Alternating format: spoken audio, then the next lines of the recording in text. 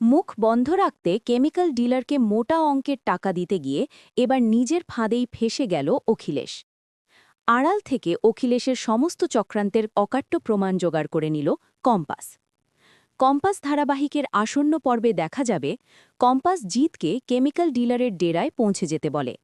Santa সেজে চৌধুরী বাড়িতে ঢুকে সবার জন্য গিফট নিলেও কম্পাসের মাথায় ঘুরতে থাকে জিতের কথা। এরপর কম্পাস জিতকে ফোন করলে জানতে পারে কেমিক্যাল ডিলারের ঠিকানা পাওয়া গেছে এবং সেখানে ঢোকার সব ব্যবস্থাও হয়ে গেছে। কম্পাস বলে, আমি আসছি জিত, আমরা দুজনে একসাথেই ওই ডেরার ভেতরে ঢুকব। জায়গাটা সাধারণ নয়, ওখানে অবৈধ আর অনৈতিক কাজকর্ম চলে, খুব সাবধানে কাজ করতে হবে, প্রমাণ চাই। অন্যদিকে অখিলেশ চিন্তায় পড়ে যায়।